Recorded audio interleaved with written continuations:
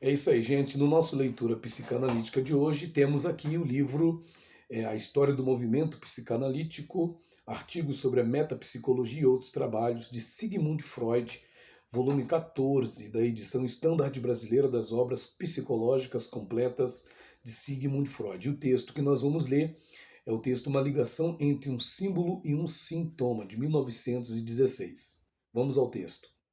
A experiência na análise dos sonhos estabeleceu suficientemente bem o chapéu como um símbolo do órgão genital, mais frequentemente do órgão masculino. Não se pode dizer, contudo, que o símbolo seja inteligível. Nas fantasias e em numerosos sintomas, também a cabeça aparece como um símbolo dos órgãos genitais masculinos, ou, se assim se prefere dizer, como algo que os representa.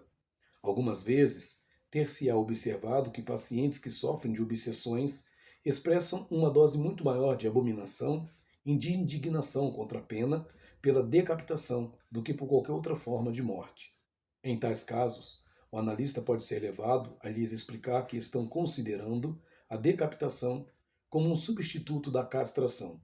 Já foram analisados e publicados numerosos casos de sonhos de pacientes jovens ou relatados como tendo ocorrido na juventude que diziam respeito ao assunto da castração, nos quais era mencionada uma bola redonda que só poderia ser interpretada como a cabeça do pai daquele que sonhou.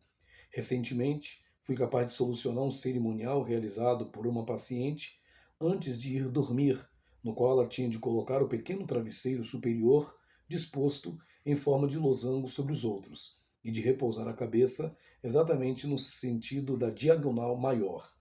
O losango tinha um significado que os desenhos nas paredes, grafitos, nos tornou familiar. A cabeça supostamente representava um órgão masculino.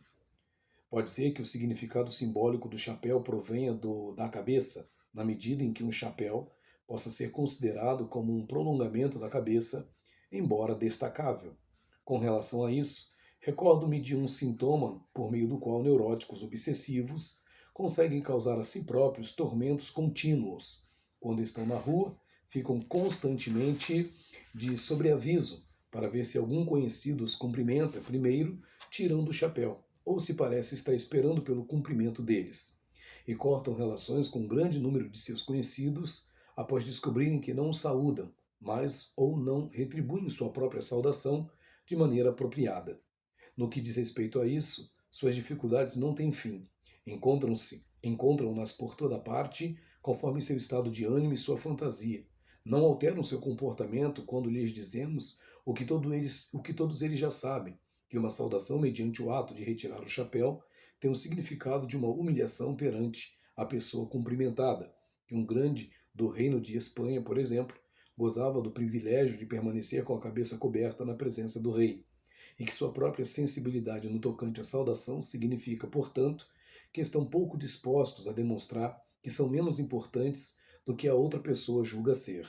A resistência de sua sensibilidade a explicações como essa sugerem que um motivo menos familiar à consciência está em ação, e a fonte desse sentimento exagerado pode ser facilmente encontrada em sua relação com o complexo de castração. Esse foi a nossa leitura psicanalítica de hoje. Deus abençoe, se inscreva no canal. Valeu!